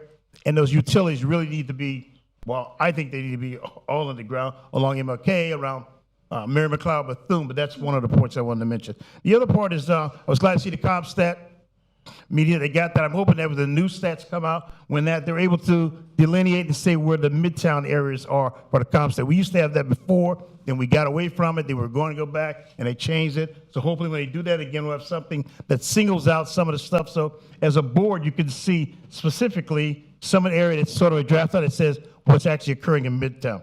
The next thing I wanted to mention was that when you go to One Daytona, you drive by there, you see a large sign that says One Daytona. Mm-hmm. When I'm here, I see this large sign out front that says what? I love Daytona. Mm-hmm. I go to the Esplanade that's up there. There's all this signage that says that I'm in the Esplanade, that area right there. When I go through Midtown, I go, oops.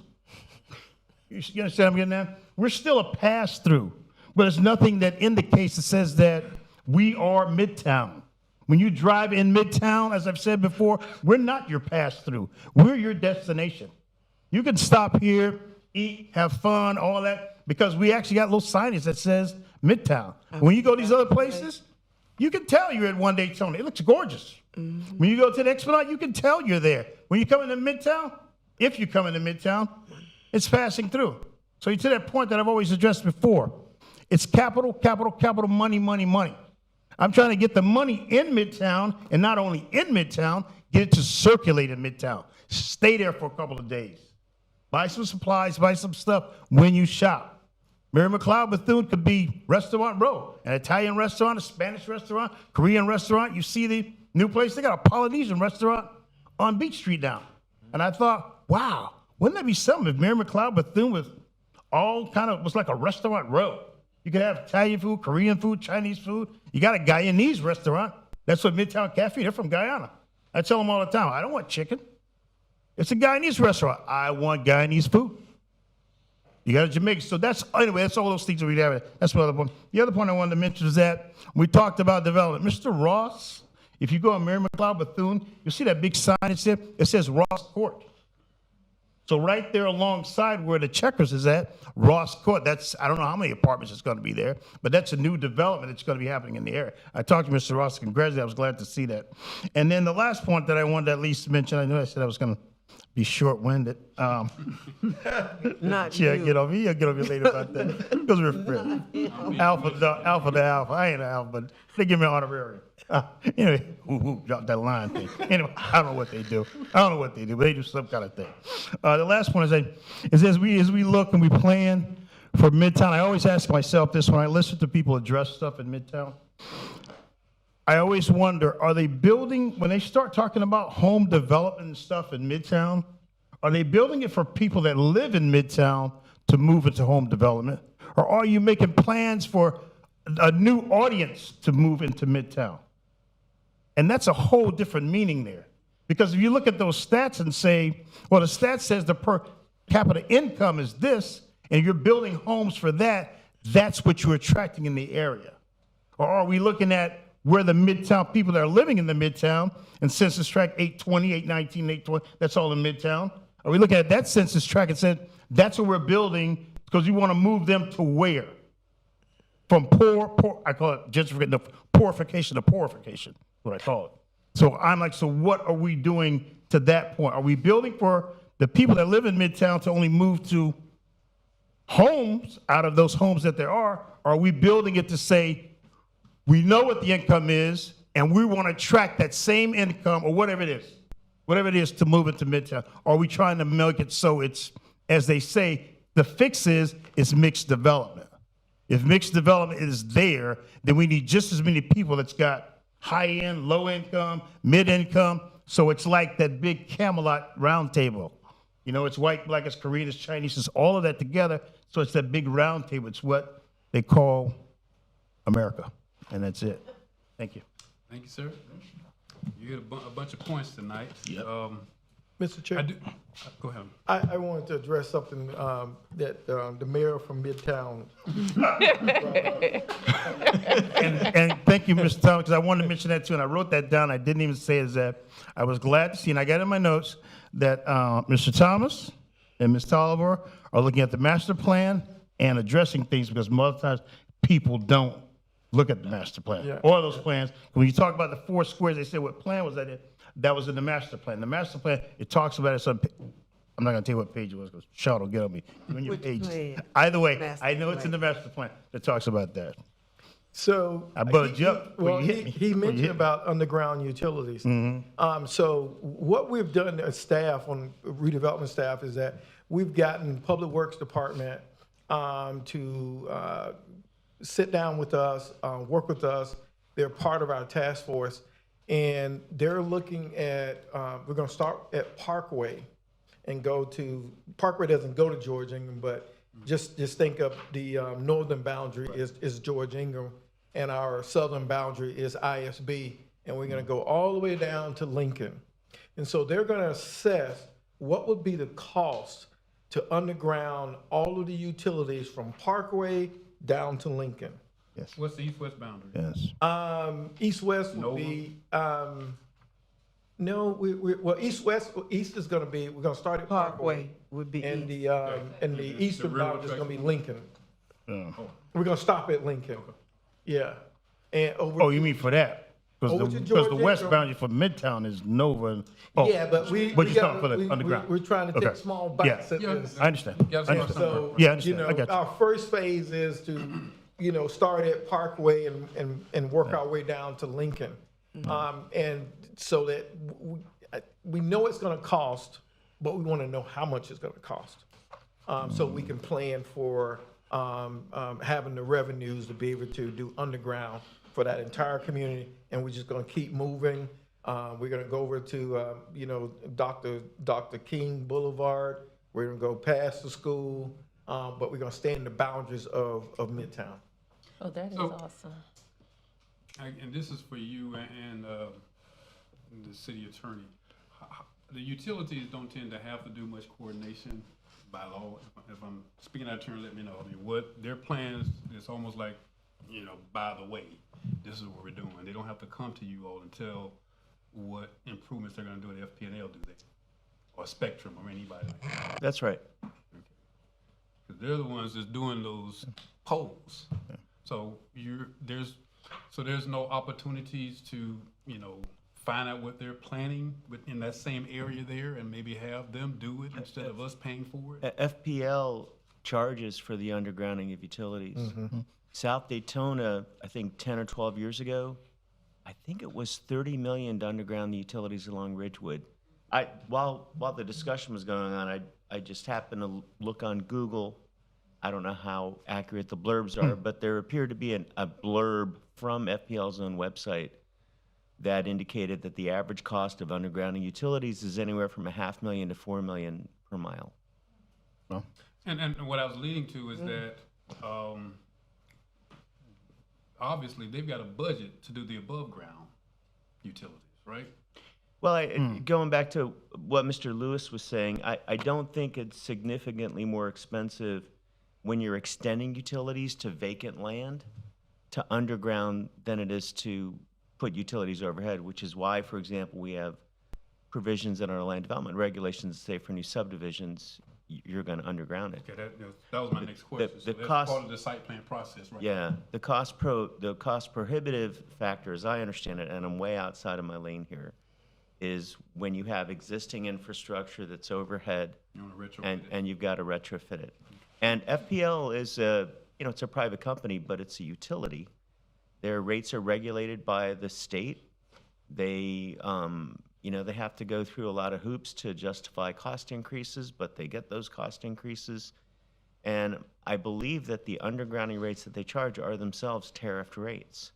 And their argument, not to defend FP&L, is that if they're not going to get it from this party, they're going to get it from their ratepayers, or they would need to get it from their ratepayers in order to continue to provide utility service with their profit. But the city doesn't have any control over that. The city would have to, stroke a check, as I understand it. Yeah, I mean, there's a whole nother discussion as to why FP&L would be a private company to begin with. That makes no sense to me. But that's a whole nother issue. I mean, that's a monopoly in economics 101. I mean, 101, that's the first class you take. You gotta have utilities. Right. And so something that you gotta have, how can that be in the hands of a private company? That makes no sense to me, but that's a big discussion. competition. I mean, how did Duke Power get in Florida? Yeah. Right. It's amazing, it's crazy. We haven't even talked about the solar panels. That's another issue right there. I mean, but anyway, I digress. I don't want to get off a good presentation. So you answered the question I was going to have about what the city's doing underground. That's great, because that's definitely important. And he's right. That was part of what's in our master plan. Because it's a part of beautification. It's not what you have in there, but that's part of beautification as far as I'm concerned. All right. We're at that wonderful point of recapping our meeting. Well, I digress. We're on board comments. We'll start with Ms. Hardy. I like the presentation was awesome tonight. I think a lot of our viewers probably got a lot of information out of it. I know I did.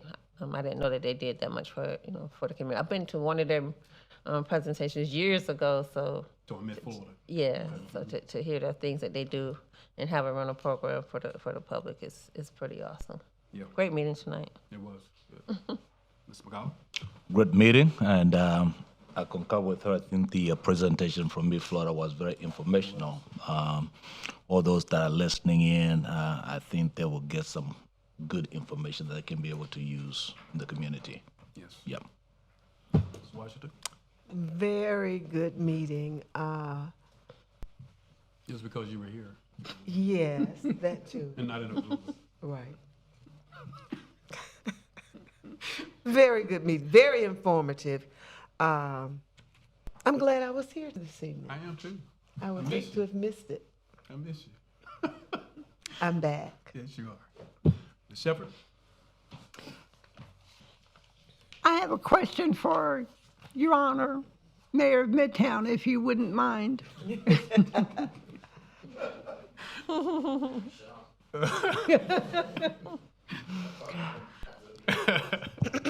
ma'am. You had mentioned earlier about the sign stating Midtown, letting them know that we are a destination. Right. What locations did you have in mind for that? Have you taken that thought process that far? Of course, we'd be here all night. I could have a list here. But I think that some on the main thoroughfare too. When you come, just like an ISB, you know, there's one that's right there by Amscott.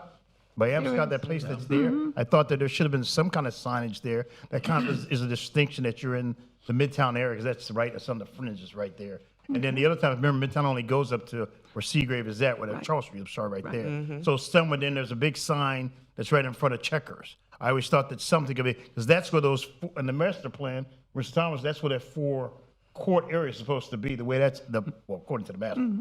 The concept, that's where it is. And eventually, I don't know exactly what they're going to do with that property, that one that's buying there, that's there. That, since that's supposed to be actually sort of the center, you walk in that area, you can see where the road is marked differently right there. Right. So I would think somewhere that sign that should say Midtown, and I think there's a one good place. The other place is right where Mary McLeod Bethune is, where it meets where Martin Luther King is at, there. And then where Bethune Grill is at, somewhere when you go in there. Another reason for that is because when they always put the signs, it's just my opinion, when they end up putting the signs up about the Seafood Festival and the other festival, it's on this end. It's on this end coming that way. It's not for the traffic that's coming this way. The traffic is going west to east instead of this way. And I thought that a sign right there, but those are, and that corners it off in the 4 corners of where it's sort of there. And then the other places where, another place where a large part of traffic is driving out, because there's, in that PMG study, that 2013 PMG study, there's a page, I think it's 30 something. And I'm not gonna go by pages, because I'm always good when I quote pages, but it's other pages, it's got the traffic counts. And the traffic count says that there's so many traffic count that's on Orange Avenue. There's some of that. And if you look at that, obviously it's changed now. I called the person, somebody was at the city commission, I talked about that. Those main, when you corner those traffic count areas right there, that's what I'm talking about. So the large traffic counts is Nova Road, Mary McLeod Bethune, and Orange Avenue. Those places right there. If you have some kind of signage that says, hey, kind of, welcome to Midtown. You're in Midtown. Because the sense of something, I've heard the chair talk about this, is getting the community buy-in. Mr. Thompson has talked about in this, one thing of getting community buy-in, I know from being from the field that I was in as an analyst, is that identity counts. When a community can identify themselves as being who they are, when they can fulfill that subject to say, I am blah, blah, blah, blah, blah, yada, yada, whatever it is, that's where it starts. That identity counts. When they can say we are who we are, Midtown, and then everything else evolves around there. But identity is extremely important. If it wasn't that way, then Daytona, one Daytona, we'll call it 2 Daytona. Call it 2 Daytona and see how upset they are. You should have realistically, right? Call Beach Street, Bump Street, see if somebody doesn't correct you on it. You see what I mean? So that's my only point of that. So those are my points up there. And I had a comment too. Yes, ma'am. And it's informative because I am in management at the Home Depot up here on International Speedway. The container program you're talking about that we have, the difference is that we bolt those containers to the foundation. Oh, okay. Yeah, that's why they're. That's why they're. I mean, I Googled container homes after the said, and that's what popped up, and I said, wow, you got that. Yes, ma'am. Thank you. Thank you. All right, thank you. Mr. Thompson. Mr. Mayor, thank you so much. No, that segued into what I wanted to say in closing. I developed this plan because I've been planning my whole life, seems like. I know you have too, Kathy. We plan together. But as we develop this needs plan, any plan that you develop got to be communicated. And I looked at the master plan and I kind of broke it down for laymen. I know this plan was developed by people far smarter than me, but I just developed who are the stakeholders, right? You know, and I put it in street terms, you know, who they are and how do we reach them. Yeah. And I heard our current mayor talk about Midtown as the nickname is the heart of Daytona. He says that all the time. It really is. When you look at when Daytona Beach was formed, Midtown was the cross-section of the major thoroughfare of the roads coming in with people and commerce, you know, bringing products in and out of town. And the workers lived right there. Who were the workers? It was the low-income people of color who had to live near those roads. And eventually they just grew out and grew out, but the workers didn't have the money to move, so they stayed in Midtown. And so just like I wrote, we're known for the world center of race, the world's most famous beach. And the culture of Daytona Beach is still rooted in Midtown. And so we might as well identify ourselves. And so when we build a plan, a communications plan, we gotta brand who we are. And it's simple. So let's do it. Fantastic, great.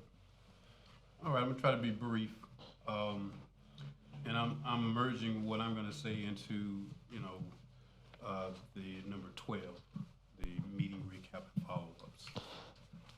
The first thing is, Ms. Washington mentioned during the code enforcement about that vacant lot, that, you know, she wants to get some checkup on that. If we can get a follow-up on that, I appreciate it. And it'd be something Ms. Kirk, or what do y'all do on that one as well? I know you all are having that meeting scheduled at 5 o'clock on the 21st about the container homes and whatever. If we can have something of a follow-up to our meeting next month as well. And I'm looking specifically, have some kind of graphics to show us what they look like. You know, It's we've gotta not- have some rendering somewhere. Yeah, it's not the container home meeting. We're not having the container home meeting on 21st. Okay, what is the meeting on? That is a workshop on acquisition of Oh, property. okay. Yeah. Okay. But there is, Mr. Chair, there was a presentation at the last commission meeting, and I can forward that to the board members. What was presented at the city commission meeting on container homes, they have pictures. There was a slide presentation, and I can forward that to you. Was there somebody that did that presentation? Yes, Can we invite them to ours? yes. And again, I'm looking for pictures, some Yeah. renderings, something that, you know, show what they look like in their raw form and what they look like in the best case scenario.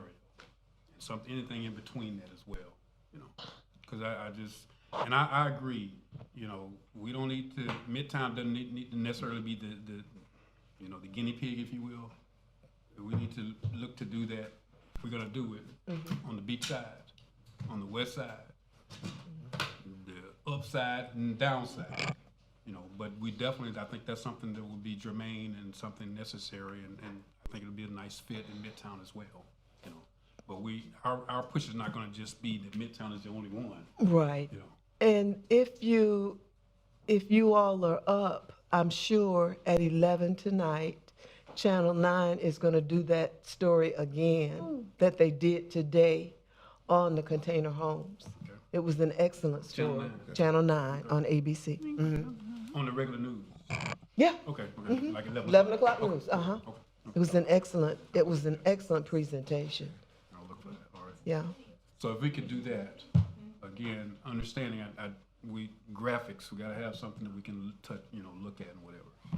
And keep in mind, just as a reminder, Ms. Ruby is saying it as a reminder, every meeting that is held in the chamber, the city commission meetings are recorded. So you can go back to the last meeting, look at the video, and they have, that's the link that I was referring to. I can send you something that is already there. Okay.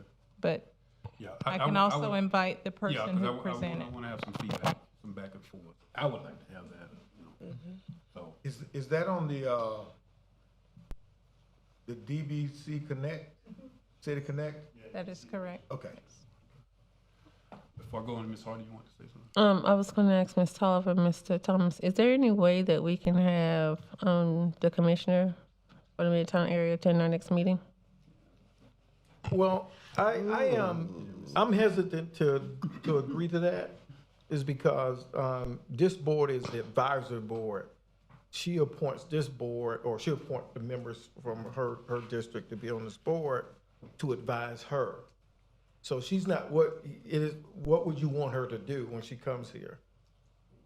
I guess for myself, I mean, especially like with last month, we were speaking with the last presenter last month, and it was talking about she was already moving forward with the process of the beautification process of the Midtown area. Right. So I guess for us, just picking her brain as to what her plan is and how it could help benefit the board as far as what we see. I think for the area. Mr. Fietcher has discouraged city commissioners from attending advisory board meetings.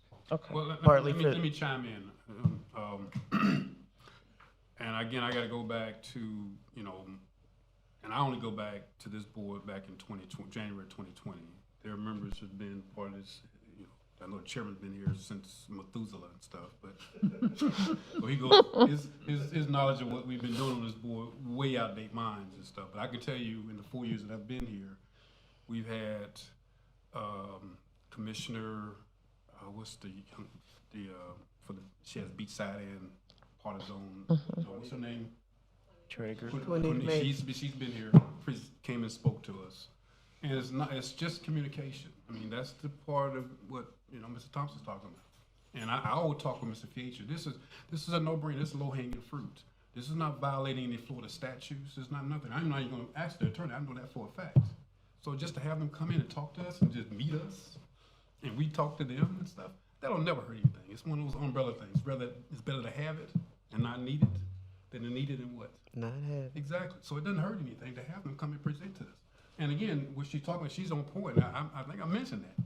You know, that was the reason why I was wondering why, you know, Commissioner Reed wasn't coming, because we were hearing that she was doing some things, and it looked like we were kind of duplicating stuff and making a request, and we literally was a request was made, and somebody said, well, Ms. Reed's already doing it, right? Yes. And so that kind of communication will eliminate that altogether, you know, just a regular line of communications. And if they don't want to come, that's fine. But that's the narrative that I would ask you all to relate to them when we're talking about that. We're not trying, again, this is we are clear on we're advisory. Yes. I don't think anybody's confused on that. Nobody. And so I can tell you, historically, and like I said, y'all know I've been on the other side of the table. At my citizens meeting and my other employment, I would have the county council members come there and talk to our citizens. They loved it. When I say they loved it, it helps, because it makes us feel like we ain't just talking to ourselves, right? Mm-hmm. So I'm like, that's a low-hanging fruit, real low-hanging fruit. So please, if you relay that to Mr. Fietcher, if he needs to talk with me, he's got my number. That's a no-brainer there. And if Ms. Reed decides not to come, that's fine. At least we've offered the invitation. That's all I'm saying. You know, I'd like to get the mayor come here. He's the one that hadn't been here before, you know, since I've been here and stuff. We've had, Paula came to another meeting. She actually been here. She's been here before. I don't even think you were here at the time. I know you weren't here. But she's come and presented to us. We had three, Ms. Cantu came here before, during my tenure here. So this is not new. It's been done before. So, go ahead. I want to wait until you're, go ahead. I just wanted to bring something up. I was talking earlier about being outside my lane on utility undergrounding costs, and I did want to let you know there was a News Journal article from September 16th, 2017. Okay. That actually was the source of the quote from FPL that estimated $500,000 to $4 million per mile. And also, there was a quote from Joe Yarborough, who was the city manager for South Daytona at the time, that they had spent $1 million in public funds undergrounding the power lines along Ridgewood from Bevel to Big Tree. Right. So I had a vague recollection of 30 million. I don't think it was anywhere near that, but maybe they were looking at undergrounding the entire city, and that was what they'd heard. Mm-hmm. And I don't know if they did more than, you know, what you've got listed here. Mm-hmm. But in case somebody were to research this and see $1 million instead of 30 million, I didn't want anybody to was way off the point. But you can find the article on your own, I'm sure, and there's lots of articles in addition to that on Google. Thank you, sir. My final comment is, if we can have the recommendation, have an agenda item talking about picking some sites for welcoming signs for Midtown. That'd be nice. Just have a discussion, maybe get into, some particular sites and just throw around some numbers. Maybe have Andrew come and from Public Works, talk about what we're talking about, maybe cost, be doing it in-house or something like that, because we're not talking about anything elaborate, just something. But I'd like to have that as an agenda item next month. Picking some sites. Again, it goes in line with we doing something. Simple as that. So that's my 2 cents. Any comments, staff? Yeah, I just want to mention, go ahead, Ben, you go No, first. I was coughing. Oh, okay. I just want to give y'all an update. Ms. Tolliver here. There was several months ago, we talked about creating this database of businesses and being able to communicate with them. If we ever want to do a survey, we could utilize that database to do that. So I'm just wanting to tell you tonight that Michelle has accomplished that. We got the contract signed with our vendor, and I don't know the date that he's going to start, but we do have a signed contract. Oh, that's That's great. That's That's great. great. Yeah. Great. Good job. I love that. Can I ask one question? Yes, sir. When is the deadline for us to really have the needs plan intact? We haven't set one, but I think I think the sooner the it's better. important. Let me tell you why. Before we really start asking for deliverables, Okay. I think we need to have the plan Stapled and everything. right. And because I think it would send a strong message to everybody, staff and all the stakeholders that we have a plan that everybody has endorsed. Right. And we are, just like they're following the plan, we're now following the plan and developing things in accordance with the plan. Okay. And I think that would allow us to work together with the staff and the stakeholders so that everybody else could follow and just be able to evaluate what we're doing. That the mayor could understand, he could speak. I'm dead serious about this. That I think we would all be working together with a game plan for success. And let me add to that. What I had envisioned for the needs plan is, we need to finalize, put a staple in it, and then every year at a certain point, preferably during the last quarter of the year, leading into, actually it'll be something like, this time, because we're looking at October to September fiscal year, correct? Okay. So it'd be basically this time of year every year where we go in and we create a subset of the needs plan and we call it the cost feasible plan. I'm just using terminology that I've been using in my career for years and stuff. It's a cost feasible plan. Cost feasible plan is just a subset of the needs plan, and it's called that way because it's literally what we can afford. Right. Right. Yeah. And so We prioritize it based on physical. it's a cost feasible plan, and it's from the needs plan and stuff. And so that's what I envision. But I agree, we need to go ahead and put a staple in this right here. And the only way we can do that is what we were talking about earlier. You all coming back with your Lynn Thompson, mini thesis narrative on what each one of these infrastructure, beautification, increased home ownership, communications, and small business investment. The communication's already been done. That was already been done. So that's what we're looking for. So if we're gonna do that, I'm looking for, and I'm just letting you know, I'm gonna be recommending next month that we don't meet in August. And we also, I'm just letting you know, because I think we all need again, borrowing from my historical experience and stuff, we give our boards two months out of the year where we don't meet. One time during the summer and one time during Christmas. But that's just my recommendation and stuff. So if y'all want to meet in August as well, it's not going to be any skin off my teeth. That's fine. I'm looking at that as well. So I'm leading all that to say that next month we really need to push to get these additional narratives that we talked about, and then be prepared to go ahead and we've already, I guess, approved the needs plan. We did that already. we need to basically finalize it in the sense that put those narratives in there. And at that point, you know, I don't know how we're gonna do it for October, because your October money is probably, for next year, has already probably been allocated. Yeah. I don't know. So can we ask the staff, and Ben, can we ask, if we met in August and maybe got drafts, submissions, what does that do for staff if we were able to nail down something that from a draft standpoint? Does that do anything, like the budget year begins, October 1? Is it October? Yes. Yes, October to Starts September 30th. October 1st. But you usually Not sure of the submit. timeline for submitting it, because I Right. don't get involved in those discussions. Right. I think Ken could address this better than me, but my understanding is they start working on budgets at senior management level in July, if not before then.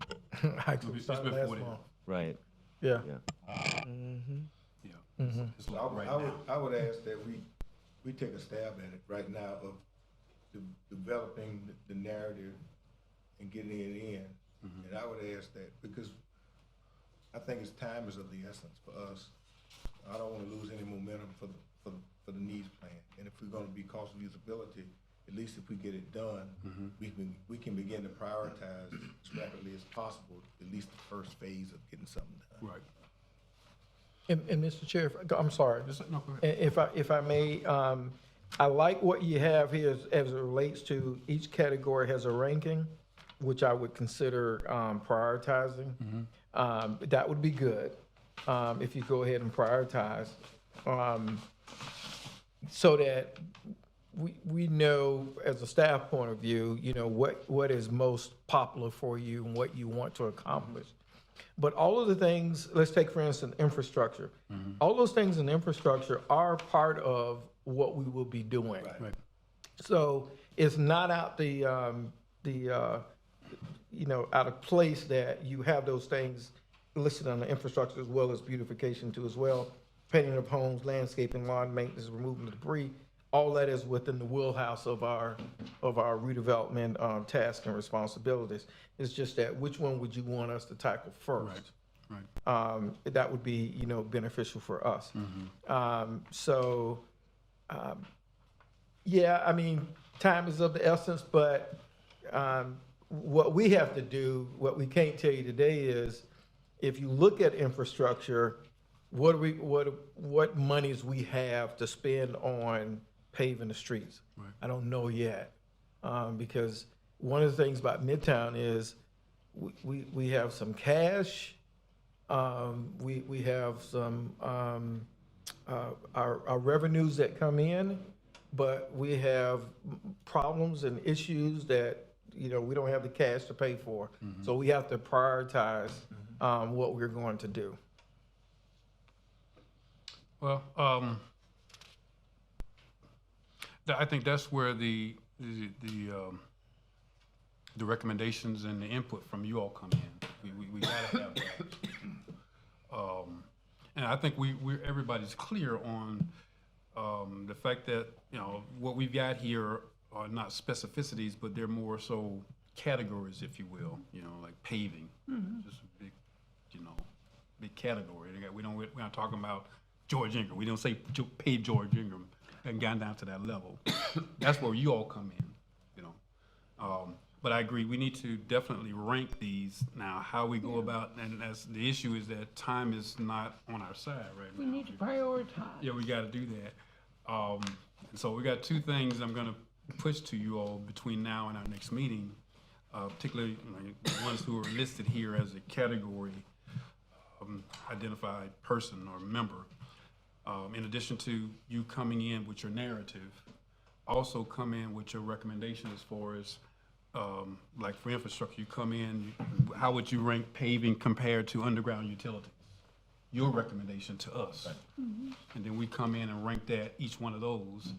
And then even from there, once we get, I'm assuming, if we agree on your ranking for number one in infrastructure, and we agree for Ms. Hardy on her number one ranking for beautification, then at that point, we start ranking all the number one projects from each one of the different categories and stuff. And so your number one may end up being number two overall, you know. My number one may be number 5 overall, you know, because we're gonna end up with 5, we got 5 different categories, and there's gonna be 5 number ones for each one of these categories. So I know it's kind of convoluted now, and we're kind of shooting in the dark, but I think that's the best way we can do it. So one, go back and do your narratives, and then also between now and then, rank your individual projects in these larger categories, and then be prepared to send it to the staff. That sound good? And then we trust your profession. Then you have to let us know, because we're gonna lean on you to tell us what you think is best anyway, right? Yeah, I don't, you know, you all are advisory board and you are volunteers. Right. Mr. Thompson went the great length of putting together this plan, which is great. I mean, he lays it out. But I wouldn't recommend that you, if you don't have the time, you don't have to do all that but what we will like is, what is your number one in your particular category? Right. What's your number 2? What's your number 3? Because the staff, what we're going to do is we're going to meet with Public Works, and we're going to tell them paving is the number 1 priority for Midtown. What's on your list? Right. What streets in Midtown is on your list? We need to know that, because I need to report back to the board. Same thing with sidewalks. Right. Where are sidewalks on your list? It may be that we don't have money for sidewalks, Ken. Well, Michelle and I would say, well, we're gonna put some CRA money in this, move us up on your list. That's what I'm talking about. So, this is good, we just wanna know Prioritize. where it sits in the priority list. That's even easier. I'm trying to make it easy. Yeah, you made it easy. Yeah. Ms. Shepherd, go ahead. Thank you. I think that not only do we need to prioritize in the different categories, but we should also prioritize the categories themselves. Some can be done after, like I know drainage. That's a major. And although I would love to see Fulton Street beautiful, I think that it needs to be drained first. Okay. So I think that the categories need to be prioritized, and then we can prioritize our individual wants under each of these major topics. Okay, well, I think we're kind of doing that in a sense when we start ranking. Like I said, if everybody comes back with their number 1 ranked in each of their categories, and then we rank those, that in a sense will be a ranking of the categories. Because, example, let's say, just look at the list here. Let's say Nathan comes back and says paving is my number 1. And, you know, Ms. Hardy says lawn maintenance is her number 1. And then let's say that's a sum total of all the ones we got. So we have 5 number 1s. Yeah, we have 5 number 1s. And then we say, okay, out of those, we're gonna list the infrastructure project as our number 1 for this year. That in a sense says the infrastructure has already been ranked because we put that up on there. Because the reason I don't wanna get to the actual out in the open saying we think infrastructure is more important. Yeah, I agree. don't want to do that. No. For obvious reasons, because that just may be the case, you know, for a short period of time, whatever. And I think everybody went through a lot of effort. Like I know Ms. Hardy went through a lot of effort because she put a lot of effort in her beautification ranking and stuff. Absolutely. And I don't want her to think that we think her beautification is less important. No, that was not my point. I know that wasn't your intentions and stuff, but I think if we get to that level, we may be sending that message out. And I don't. This again, that's just my little what I'm looking at and stuff. But I think if we just stick with everybody coming back with their ranks, and then we actually start ranking those ranks. You know, looking for just number 1. And go from there. So I think we good. We beat the horse to death. And we might be able to do more than one. I'm pretty sure we will. Yeah. I pretty guarantee that because, like I said, the staff understands that the first option is to see what we have in Public Works. But if they don't have money, they got other resources and stuff that we can move money around. And I can tell you, we never did that before. We never did that before. And so we're there. We're there, people. So all right. So those are the 3 things. Ms. Washington's code enforcement for the lot.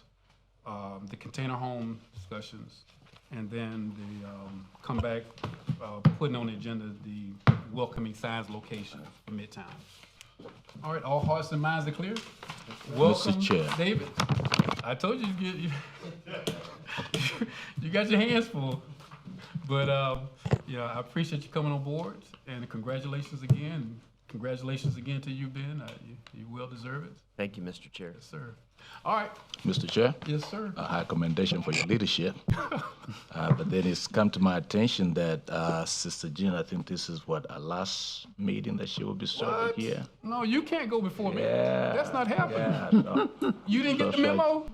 You didn't get the memo? Surely you got the skywriting, what I wrote out there. No, You leaving us? I'm going to the city clerk's office. What happened? I thought you was Yeah. already with the city clerk. Redevelopment. Oh, you're kidding. Why would you do that? Do you have Wow. a recommendation who's got, Time to go. Bless do you your have a heart. recommendation who's gonna Bless come, your who's heart. gonna follow you? Gina, you have somebody that's gonna follow you? She don't care. She's gone. Don't answer. Don't. Yeah. Please, she's not gonna answer that question. I'm not gonna let you answer that question.